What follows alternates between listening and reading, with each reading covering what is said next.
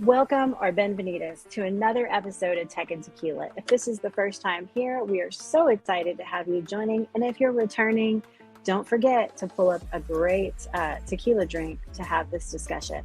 But I could not be more excited today because I have Mrs. Tiffani Nelson with me. And I mean, besides her being just a powerhouse and an amazing lady, I love the fact that we're going to get a chance to dive into a unique perspective of being on both sides of the house and the channel, being the trusted technology advisor, as well as being on the supplier side. And also, of course, it wouldn't be Tech and Tequila without talking about current trends and some key insights for businesses looking to optimize their tech stack or their IT strategies. Welcome, and bienvenidos. Thank you for joining us on the podcast, Tech and Tequila. If you don't know who I am, I'm Kat Lopez Shelby, and I'm the founder and CEO of Shelby Technology Solutions. But more importantly, you're here for Tech and Tequila, where we learn a lot about tech, and we may have some nice tequila drinks while we're at it. If you're new here, Tech and Tequila is all about everything technology based for your business. So what that means is we have suppliers on here to talk about how they can help you grow your business. We, have mindset coaches on here talking about how to help you grow your business. We're all about business and basically introducing you to different suppliers and different ways that help you within your business. So thank you so much for joining, Tiffani. Now, before we kick this whole conversation off, it wouldn't be Tech and Tequila without a little fun. So let me get into a little bit of tequila talk for the day. And I just wanted to cover a couple of a quick fact about tequila and then talk about what I am actually drinking today. So I'm not sure if you knew, but did you know that tequila can only legally be produced in 5 regions of Mexico, and the most famous one being Jalisco? So the blue agave plant actually takes 7 to 10 years to mature and is at the heart of it all. So when you're sipping your premium tequila, remember that you're tasting 7 to 10 years of careful cultivation. Also, just to let you know, speaking of tequila, so I am taking part in another Onda today. I know I've had them a couple of times, and there's nothing wrong with when you're in a pinch picking up a ready-made drink. And what's awesome about Onda is not only is it, a light, crisp, and perfect for summer, which is still hot in Texas, people. I don't care if it's close to October, but it's co-founded by Shay Mitchell. It's gaining a lot of traction. And why is it gaining traction? Because it is made with premium Blanco tequila. Have you ever tried these, Tiffani? I have not. Surprisingly enough, I'm not a huge tequila drinker. I like tequila, but it's not something I seek out. So I haven't actually even seen those. But now you've piqued my interest on when we go to the pool days with girlfriends or something. I'm going to pick up some and try them out for sure. I know. Well, I was going to say next time I'm in town, because I've only been able to find the Onda ready-made drinks in where I'm in Georgetown in the Austin area lately.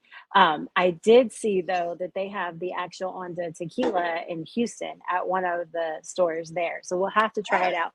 But I noticed that you were sipping on something. So what are you sipping on today, Miss Tiffany? I made myself, since you said tequila, I made myself a coconut margarita. I never made it before, and I just happened to have some cream of coconut and thought, well, what can I do with this and tequila and some triple sec, and thought, let's have a margarita. So, it's 5 o'clock somewhere. That is true. And it's definitely it's probably later than 5 o'clock in some countries. So Definitely. I love it. Well, let's kind of jump into this, Tiffani. And like I said in the intro, I wanted to kind of, if you don't mind, give me a little bit of your backstory, like how you started in the channel and kind of how you've progressed through the channel. Yeah, absolutely. So a lot of my background comes, kind of like everybody else's, the old school, on-prem days. I come from, the phone side of everything, from the communications side of the house, and have done on-prem. And finally, one day I was like, you know what? I don't want to do this anymore. And I started learning more and more about the channel, and met some great people in the channel, and thought, let me pivot my business into this residual income that, the on-prem days did not allot for. We didn't have, residual income. You sold whatever it was that you sold, whatever technology, even if you were slinging circuits, and you were out the door, hoping to keep that customer and gain more of their trust in their technology. But those easy days of, phones and internet just didn't provide, financially for me and my family. So we decided to pivot and go into the channel. And my husband's been in the industry for over 30 years, so he's kind of helped me through it and helped me along. And going into a business nowadays is, we don't just talk about one thing anymore. You go in with this sense of, I'm going to talk to you about everything technology that you have in this business. And by the way, I want a little piece of that. And, with the channel, you can get residual income on so much now that, we never saw before. And it's fun and it's exciting to see how it's changing. Yeah. And I think that's kind of the biggest key to the channel, and to either if you consider yourself like a tech consultant, a trusted technology advisor, an advocate for your client, one of the big things is that depending on, which suppliers you work with, but a lot of times you have, I would just say 400 or 500 different suppliers that you can pick from for your client. And, I know my customers are like, when we talk, and both of us kind of come from a background. I work for an on-prem phone system dealer. You're talking about on-prem, and don't get it wrong. Just like you have Serger hovers, you have people that are like, I love my on-prem phone system, and we're going to keep kicking it until it like dies. But as a business decides, hey, let's look at hosted, let's look at unified communications as a service, there's so many options out there, and I think you have a unique perspective because you've been on both sides. Like, you've been on the supplier side and you've been on this. But where do you see the channel moving forward as far as like advocating for the customers and working with the suppliers? Like, with you guys' company, like, where do y'all really, I don't want to say it's not niche down, but where do y'all really, like, when you go in with a client, say, hey, these are the tech trends and here's like the suppliers? Or how do you decide who you're going to work with? So we've kind of kept the same principles throughout the course of our business, and even with technology changing. The one thing that it really comes down to is customer service. A, for our customer, but a lot of times, B, our customer's not calling in. They're calling us to call in. Mm-hmm. So I pick a provider that has the technology working like it's supposed to, and then has an awesome support team. And so many of these companies that I've seen on, being a trusted advisor and being a channel manager, is they put so much money and time and resources in building their sales teams that they're not putting their time and money into their support teams. So we're out there selling. Great. Now we've sold it. Now what? We don't have the support to implement it. And, that's frustrating for us as advisors. That's frustrating for us as channel managers. And that's frustrating for our customers. So one thing I'm starting to see now is I'm starting to see these providers shifting and hiring a little bit more in, their sales ops departments. Mm-hmm. And that's really helping us as channel managers and as trusted advisors, because they're an extension of that, right? They're an extension of us. And for me to be able to have somebody that I can trust, that's going to implement on time, and pick up a phone, when we call with a problem, just pick the phone up. Yeah. And I think that's so important because customer service is key in this day and age. And I think one of the abilities that a trusted tech advisor brings to the table, and I consider a huge blessing, is, obviously number one, advocating for a customer. But also the thing is, I mean, and I'm sure you've had this experience working with different suppliers. You know what suppliers to bring to the table for a client that's like, we have just like, we're a small to medium sized business, maybe we're not billing $5,000 a month, versus a client who's like, we've got locations all over the US, international, and we have like I always say this, whether you're a small, medium, or enterprise size clients, a lot of the base needs are the same, but it's the implementation and it's the help that's going to be different. And, kind of like what you were saying, I think one of the big things is customer service. So when you're going to pick a supplier for your clients, what all do you guys look at or think like, okay, these are like the three things that we look at for each client? So every client is so different, just giving their technology needs. And, I know a lot of times we talk about, small to medium and enterprise and everything in between. But to your point, they all have the same needs. So looking at it as, I don't care if you have 500 people in your company or if you have 5 people in your company, I'm still going to treat it the same way. And what we really look for is, going in and finding out what keeps them up at night, right? You always hear that saying, what keeps you up at night? But it's true. What does keep you up at night thinking, oh, my business could, run so much smoother if XYZ technology was available? And I always tell my customers, you may think it's not out there. Give it a try. Tell me what you need. And I guarantee you, we can probably find a solution for you. So when we're looking at those 3 key things that we need, one is being that provider has to have the technology that's needed for that customer. 2 is, what is their implementation?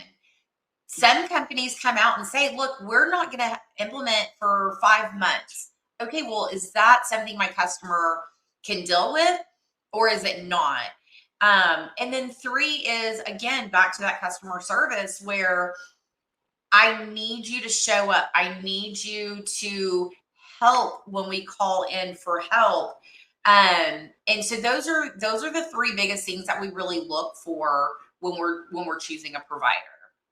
Yeah, and I think that's huge. I mean, just kind of going back to what I was saying about, they've got, let's just say, I mean, I'm sure there are more than this, but there's like, 600 or more different unified communication providers that people can pick from. If you really base down to like all the different ones, and it's working with a technology advisor like yourself. And of course, we would be remiss if not saying that Mr. Randy was supposed to be here today, but Yes. in the grand world of IT and tech, the tech was teching and he needed to be on site to provide that customer service. Yes.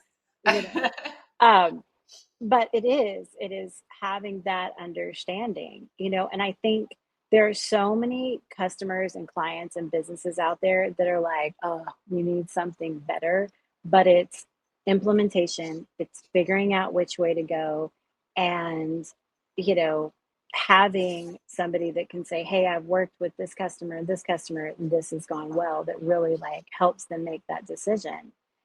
Which kind of leads into what I was going to ask you. So what tech trends are you seeing right now that you have customers calling in about, or customers are concerned about? I don't know if I like the word trend per se, only because I feel like technology woes are always the same. Mm-hmm. It's, the communication side of it. Businesses have to communicate, whether that's on a phone. Nowadays, that's not really the thing, right? I'm not going and deploying desk phones. Most people aren't even in their offices anymore. They're at home. So now it's, what kind of applications can I have? That's the biggest thing. And of course, everything as a service. Everybody wants everything as a service. We don't want to buy those big pieces of equipment anymore that's just ours. Now we just want a piece of it that we can share with everybody, but we need that piece, but we need somebody managing it.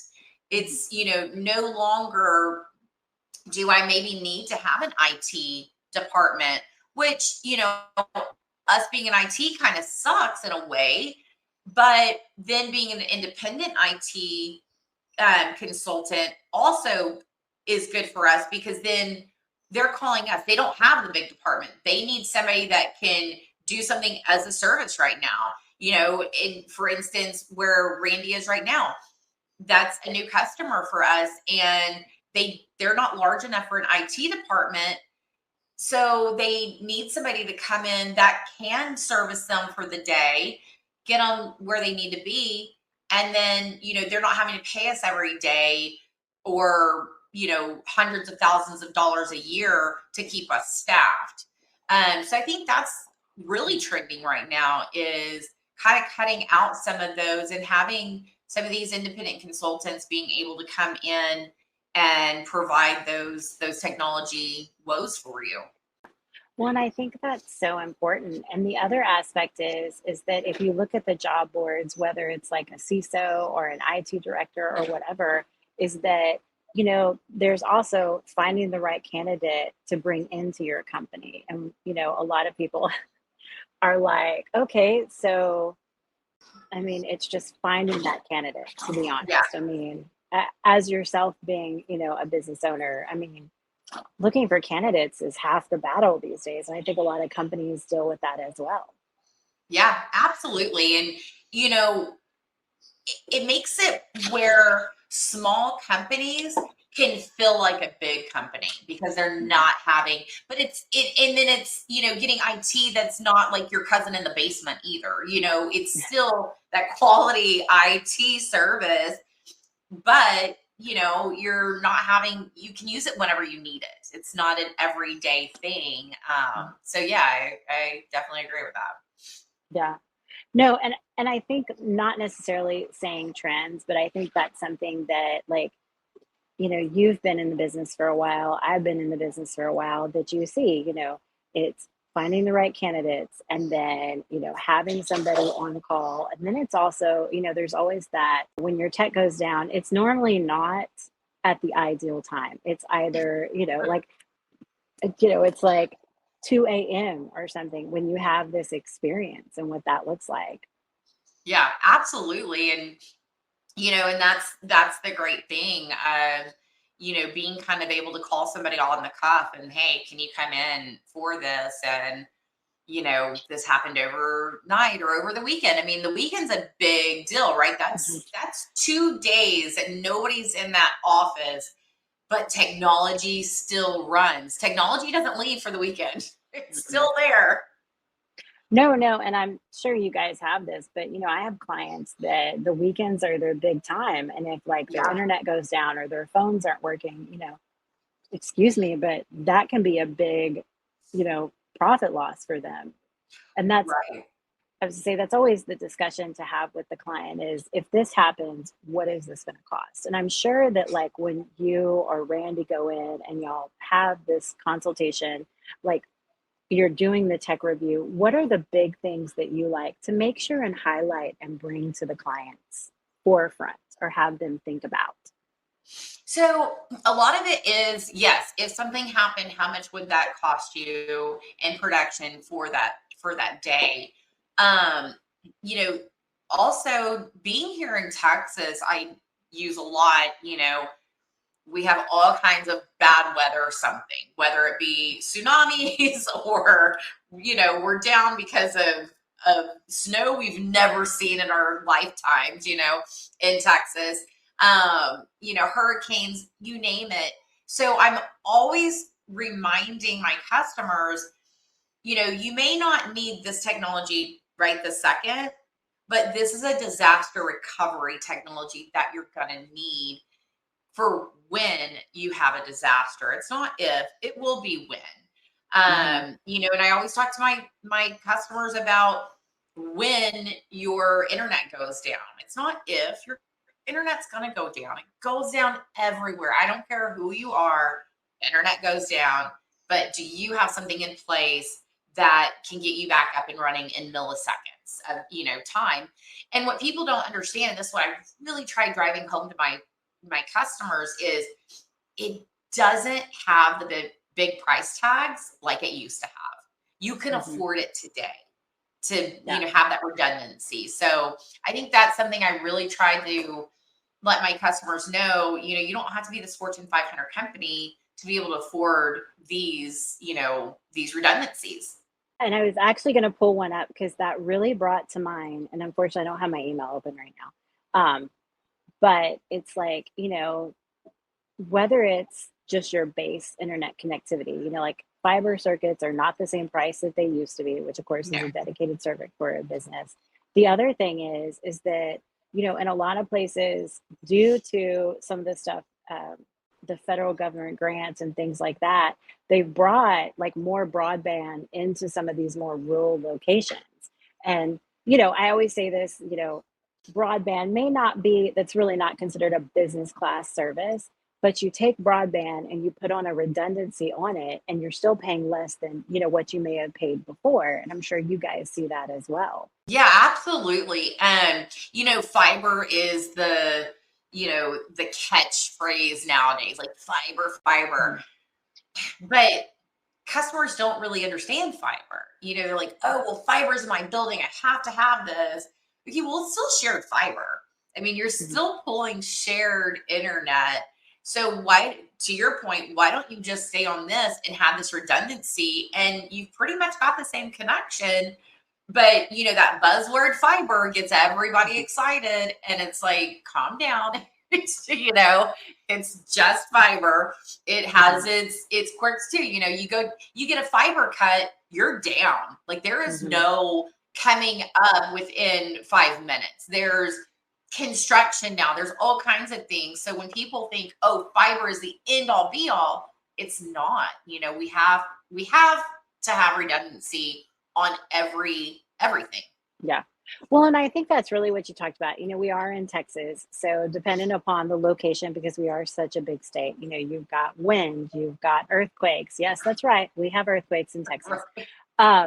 You've got hurricane type weather in the Houston area. Like, I think I was telling you the last time something went through, like, I can't imagine having to like board up your windows and all this. And we've got flooding and it's. Well, we have ERCOT. Yeah. Just ERCOT. I don't know if that's really worth laughing about, but I know that when I've talked to some of my clients and I've talked to suppliers I work with, they're like, well, ERCOT. Exactly. That's just the answer. But I mean, I think that you touch base is that even if you have a customer that traditionally does work in the office Monday through whatever, or however, it's setting up that plan so that if they can't get in the office, like, how do you just keep working? How do we keep that continuity going so you're still making money, so you're not out and you're not stressed out as well? Yeah. Definitely having the applications like we have nowadays, either on our phones or on our computers or whatever, where, we can have those phone extensions on our cell phones now. We can, have different things in place where it keeps them up and keeps them going, if need be. The problem is not all customers see the need for it until it happens. Well, then when it happens, it's too late. And one thing I've always done since being a business owner in this industry is, I send out at the beginning of, or right before hurricane season, hey, don't forget, if you aren't already on these things to keep your business up and running in case of whatever, let's go ahead and have that conversation now. Because just like, when all these disasters happen, I get phone calls. Oh, can you make my phones, go here or go there? Well, I'm getting hundreds of phone calls. I can't do it all, but that's why I tried to already have these implementations in place beforehand.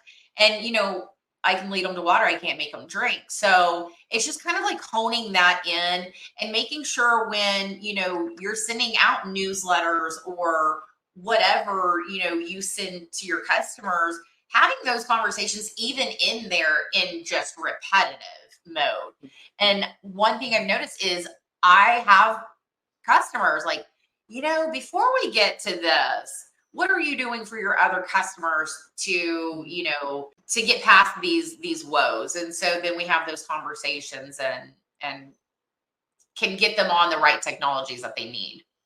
Well, and I think what you spoke to when you say, like, I'm reminding on a regular basis, whether it's via newsletter or when I reach out and talk to them or when I meet with them, I have a really good friend that had this huge event that she was marketing. And she was like, I felt like I was marketing it so much, people were like, bleh, like, you see it everywhere. And she's like, and I kid you not, 3 weeks before the event, I got like a message on my Facebook that was like, hey, I saw this event is coming up. And she's like, really?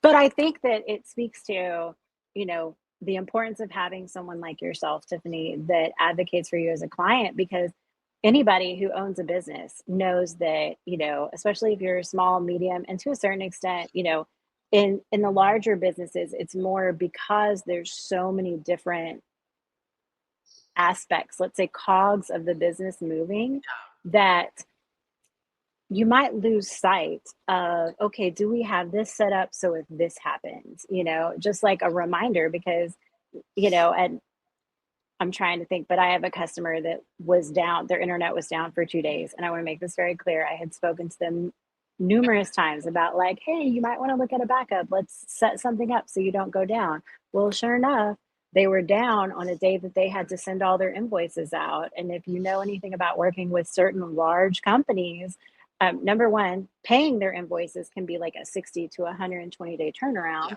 But number two is they're like, well, if you don't get it in by the 15th, it doesn't get worked until the next 15th. And that's just how it goes. Like, that is our policy. Yeah. So I think it's making the case for the business owner or for the business, number one, to invest in whatever technology it may be, with an understanding that your ROI is going to be either time, straight up financial, or just having that peace of mind so it's not keeping you up at night, so to speak. Yeah. And to your point with, your friends sending this communication out, and I'll take it on the provider side as a channel manager. I can have, lunch and learns. I can have webinars. I can talk to you. I can send you material. I can do all these things. And still, at the end of it, I'll have partners say, oh, you do that? Okay. For the last, 6 months, this is all I've talked about. What are you talking about? And it takes a while, because here's the thing. People don't retain that information until they need to in their minds. It doesn't pertain to them yet. It doesn't this yet. It doesn't that yet.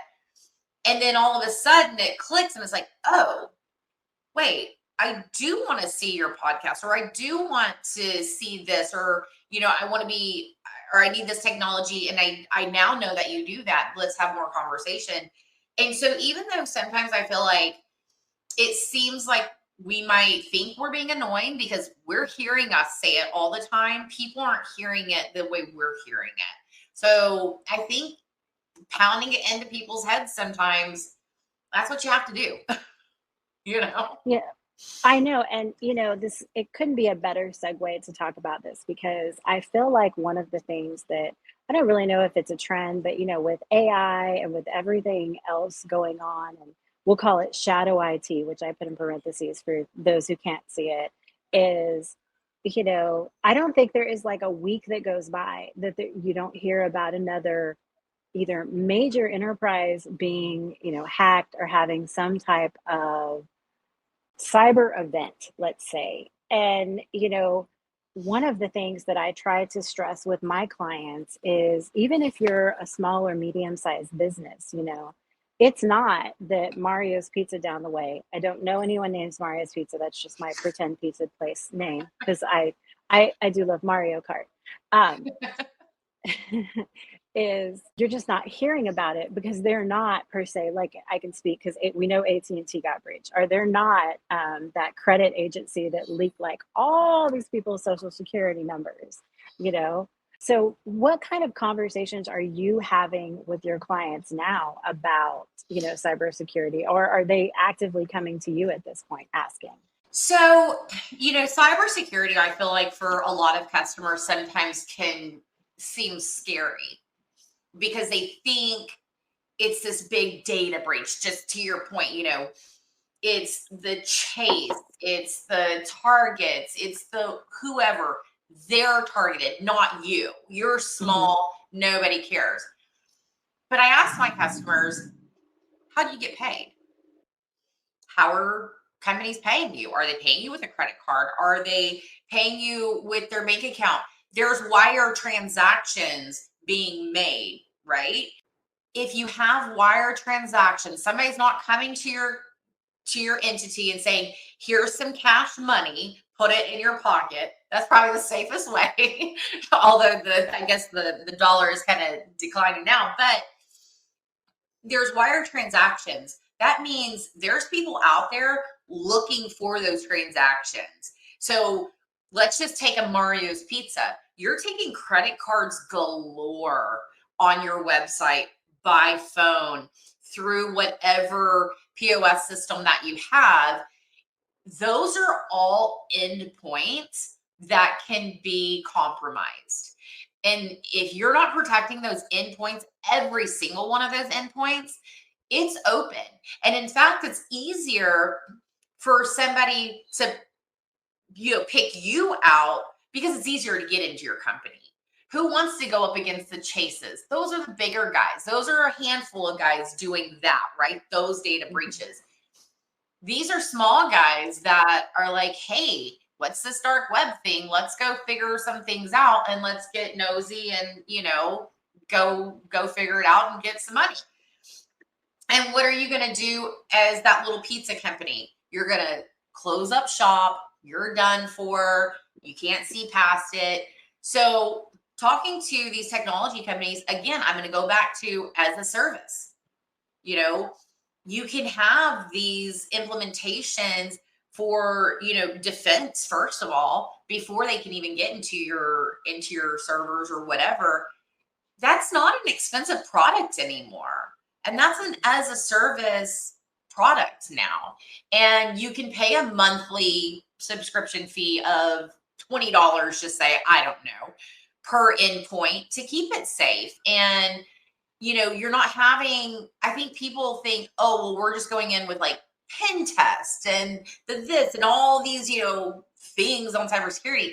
And so I tell my customers, it's not like that anymore. We don't have to do that. You can be secure. You can be safe, and the biggest thing, and it can be a large company, it can be a small company, communication through departments. Just communicate. Are you seeing something?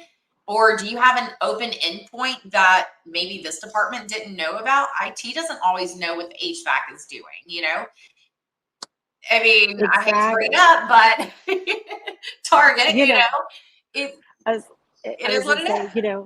What is it? Target had the HVAC system. Yeah. And I don't remember which casino it was, but they got in through one of the fish tanks. Oh, it was, we were there. Oh, dang it. I forget which one it was, but yeah, MGM, wasn't it? It was either MGM or maybe it was the Venetian, but I remember that they got in through the fish tank. And it's like, because the fish tank was Wi-Fi. So it was an unprotected endpoint, and I think that's part of the conversation to have is it's not just your desktop computer. It's people's cell phones, it's, tablets and, and I deal in a lot of the clients that I work with are in West Texas. So we deal with a lot of logistics. We deal with a lot of tracking logs and having, a cell phone, a tablet, a laptop, whatever miscellaneous. Those are all endpoints that need to be protected. But I think to your point that you spoke about early is that, if we look at the statistics, and I realize this is kind of a little older, but it's the Verizon data breach report. So the 83% of small businesses report experiencing phishing attacks, which is one of the things that can easily be prevented, just like a ransomware attack. And then, and I always talk about cost. It's going to cost you time. It's going to cost you money. It can cost you reputation. But if we just talk about the cold hard cash, is that the average data breach for a small business can cost you between $120,000 and $1.24 million. And it's thinking about like because, to your point, you're talking about you take credit card, payments, and I'm trying to think, but it falls under like ransomware and phishing. Is I'm sure that you yourself, it's like I check every single email that I get, especially if they're asking me to like open a link or look at this. And I think that some of the things with cyber is creating that plan for a customer. Like maybe you can't do it all today, but let's talk about, training your employees. Let's talk about email security. Let's make sure that all your computers are patched and updated. And I'm sure you guys kind of take that same approach. I mean, is there Yeah. something that I didn't mention that you're like, man, this jumps out and I need to say something about it? Well, and I will say this because this does come to mind, and it happened to a customer of ours. We talk about having, taking credit cards and things like that and points of, payment. And so we're always associating, that criminal activity with a dollar amount, right? Which it all does come down to a dollar amount at the end of the day. But I one day got a email. It was from a customer. It was the secretary within the company, knew her well. We dealt with her all the time. It was no big deal for her to send emails and maybe even a link. But she sent this one email and it had a link in it and an attachment, and it was some blueprints. Now, if that wasn't that was pretty normal for their company. They're a construction company, blueprints all the time. It was a little weird that she was sending me blueprints. So I thought, okay, I'm not going to just click on things. Let me call. Well, sure enough, they had been attacked. Mhm. And whoever got into their systems had, gotten from down here to up here, and they were starting to all of their customers. And again, and they do commercial construction. So these are, commercial properties that they're sending blueprints to. Well, yeah, if you're in commercial real estate or construction, you're opening blueprints. Like you click on it, done. So guess what? They then infiltrated several of their customers. Well, now their customers are mad. So now they don't want to do business with them. And I mean, they were able to, retain some of it, but that now costs them money because now their customers don't trust them because they're not protected. And their customers protected maybe, but they got an email from, Susie at the front desk that they've always gotten emails from and always gotten blueprints from. Why should this be any different? And it was different. Yeah, and I was going to say too to that, one of the things that I've seen in the past, like with a particular, and I won't name the name, like law firm that I had interacted with just a couple of times. We had some like, hey, I'll help you with this, like conversations, but never actually brought on as a customer. Randomly, one day I get this email from him and it's like, hey, we'd like you to open this up. We have an upcoming project. And I just, in like my gut, felt like, this is kind of hinky. Like, I feel like they might have called. And I ended up getting on the phone and calling, and they're like, yeah, we've just been notified. We have some kind of breach. We're going through and notifying all our clients. We're doing this. Um, and I think the flip side to that is a lot of people don't realize that they have had a breach or had an incident because they'll come and they'll hang out on their network or they'll hang out in different spots and wait and just like hover for like 100 days or, 365 or however many it is. Right. Yeah. And wait. And then now they're having to play damage control, right? So whatever it is that makes them money in their business, now they're playing damage control and having to do all this, and their business is put on hold. And that costs a lot of money. That costs people lots of money. And I don't care what industry you're in, I don't care what it is. That's a lot of money. Yeah.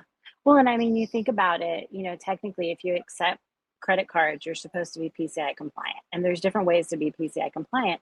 But at the end of the day, if you have a breach and that information is leaked, and I say technically because we know, companies that are publicly traded do this. Like we saw it with the AT&T breach, where they're like, "Hey, we're going to pay for your," not like a security freeze. They paid for a program for anybody who experienced the data breach. You could get this program for free for up to I think 2 or 3 years. Mm-hmm. But how many, and that's where that finance comes in. How many small businesses, if let's say you interact with, let's say 500 customers a month or even less than that, what does that look like if you're paying for that, Yeah. And, we can talk about compliances all day long, but at the end of the day, and I've been guilty of it too. I just did it the other day. Shame on me. But I didn't have time for a phone call so we're going on a cruise. I needed to pay off the little last bit of it. I didn't have time to call the lady. Her and I just kept missing each other. And I was like, whatever, let me just send you my credit card information. Anybody can intercept that. Either on a phone or an email. So it's those type of things. If you're not keeping your emails, compliant, then you're not within compliance, and your POS system can be as compliant as can be, but we're humans and we do stupid things like that. Like, email all of our information. Here you go. Here's my life. Yeah. And hope it's secure. And even me, like I said, I'm in technology. I know this business and I still do it. Everybody does it, Well, exactly. And it's like when you have that discussion, and not that it's the exact same thing, but I was like talking to my insurance and I was like, hey, I need to update my credit card. I've gone through this. And I'm thinking to myself, well, like I couldn't get a hold of them. We kept missing each other. I will be honest, I couldn't send it via text. I had to wait for them to send me the invoice because I'm just a weirdo. But I was like thinking to myself, like, what program has double encryption? What programs, are more secure, and, all those discussions. Right. But yeah, no, first and foremost, I really appreciate you being on the podcast today. And I think we have covered some amazing topics. If there is anything that I would say before we close out and before we finish this, what advice would you have for businesses like with their tech stack or to stay ahead of the game? Like what would be like maybe 3 things that you would say, these are the 3 things that I tell all my clients to do every single time? Whew, put me on the spot, huh?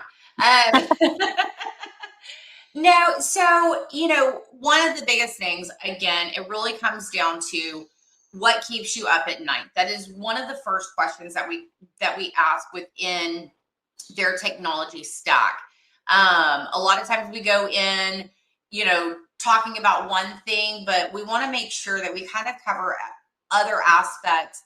And, the other thing is not just talking to, the decision maker. I like to talk to the people that are answering the phones every day, that are, using the technology within the business every day, because what are they seeing?